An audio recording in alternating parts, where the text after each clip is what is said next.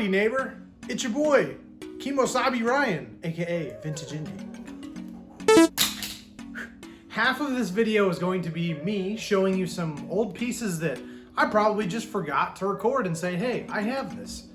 And the other half will be the finishing up the rest of the hat boxing. So that will be in the second half of this video. But without further ado, time for some gloves. All right, first up on the, did I show this to you? I can't remember. We have the all over print. Looney Tunes, Daffy Duck, Taz, Tweety Bird, Sylvester Stallone. Sylvester Stallone's on here? Size 1992. I'm super high right now. It's from 1992. There's no tag. I think this is a good fit for a size medium or large. Now, I also have a couple of custom pieces that I also never really like, hey, I found this in the thrift, because I didn't find it in the thrift. I had it made custom, but so I've never really done videos on that. I've done maybe posts about it, but I figured, hey, I might as well show you some of the custom pieces that I've made. The first one, this one's really cool. I got this scarf at a garage sale, the Gateway to the West. This is really cool. And then I had a lady sew it onto the back of a vintage J. Crew shirt, size medium. So what I did was I found a baseball blanket in one of the thrift videos, and then I cut it out and kind of had somebody sew onto the back of this denim jacket or shirt. There's nothing special, like it's G. Scott and Talent Center. It's a Wrangler shirt, size XL, and that's going to be true to size, but it was a vintage denim blue jean shirt. And then so we sewed on the back an MLB piece, perfect for, I would say, yeah, a baseball fan. Let's get this for you, a little baseball fan. I found this graphic on the back of a white polo. And in white and vintage, you're gonna be prone to getting yellowing around the collar, around the armpits, stains really stick out. 1996, Indiana Black Expo boxing match. Muhammad Ali, and I think there's that dude's famous, I totally forget his name, I'm blanking, but took this. This is actually a Chicago Blackhawks denim button-up, size XL Lee Sport, true to size. I'm in love. I found this really clean Highland tennis.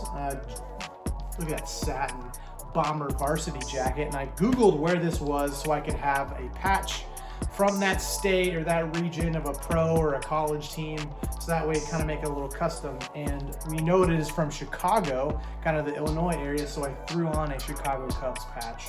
This is a Hartwell, actually this brand, surprisingly enough, I have another shirt in here, but this is like an extra large. But to be totally honest, this is gonna fit way closer to a large. Instead, it is in great condition. Highland, maybe you're from Illinois or just want to rep a bootleg Chicago Cubs cool piece, a one-of-one, gotta cop this guy. I don't know, it's not like the Daytona 500 or anything like that, but it's just a Daytona racing shirt. Neon, it's single stitch from 1996, which is like really surprising. Usually that's like 94, 95 or earlier. Size XL on the Tough Active Threads tag. The Hard Rock Cafe.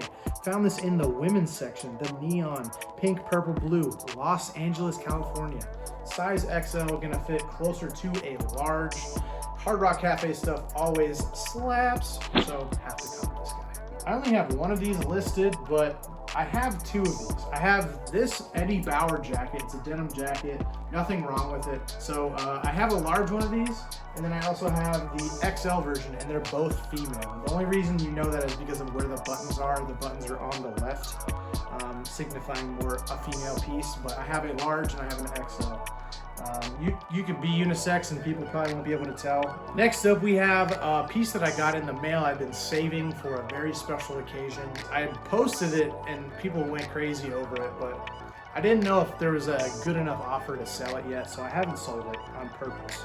The sleeves are absolutely bonkers. First off, size large but fits close. Yeah, it's like a long medium, but this Indy 500 neon joint. When I saw this thing online, I can't tell you how fast I snagged this. I've never had an Iron Maiden shirt before, and so I was like, yo, let's cop this piece. What is it? Live After Death. This is a boxier shirt. It has a hole towards the sleeve right here in the back, but that stuff's like whatever. This is gonna fit closer to a small or a medium, good for maybe a crop top fit. Now you've seen and you're all caught up, so let's get to the rest of the hats. All right, we have the first box done. Congrats. We're a little over halfway through. I don't know how many we've done, but we're one box done. First up in the second box, we have the Nebraska Cornhuskers. Now I surprisingly have a decent customer base for Nebraska, being out in the middle of nowhere, Indiana. But despite the lint, this is a pretty sick hat.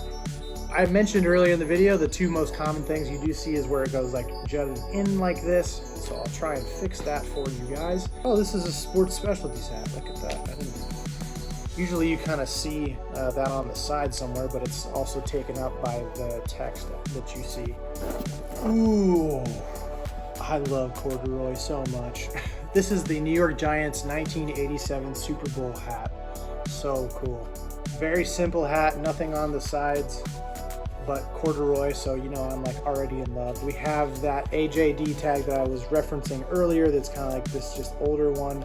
Next up we have, wire hat. Oh, I knew it!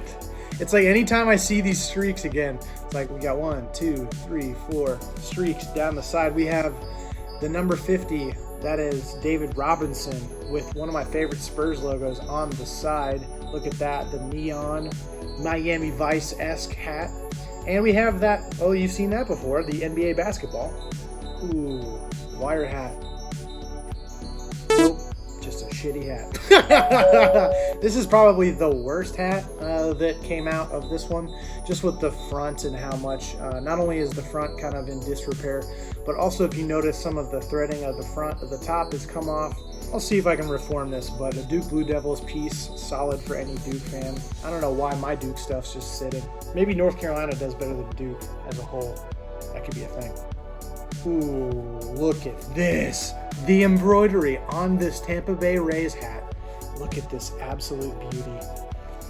It's because of the Tampa Bay Devil Rays is that I don't go into the ocean when I grew up in Florida because I was terrified of stepping on a devil ray, or a stingray, that's what they're really called. But we've got devil rays on the back, but we have American Needle is the brand. And last but not least, this is one of my favorite hats that I've gotten in a very long time. Look at this. We have this absolute Indianapolis Grail. The Indianapolis 500 from 1995, the splash hat. Look at the maroon, look at the turquoise, the cerulean blue, Logo Athletic splash hat, great condition. No stains on the white part. Let's check out the under brim is green and great condition, and the sweatband isn't too yellowed either. This one is probably going to be, I was gonna check if it's like the same color as my IU jacket that I have. Because if it's not, then I might sell it. What a way to end the episode. We've got 22 hats, baby. We've got so many hats, and all of these are now for sale. Please DM me if you want more pictures, if you would like me to reform a hat. You're like, hey, I like it, but can you reform it a little bit? But hit me up on Instagram, @VintageIndy. And until next time, it's been your boy Ryan. Peace!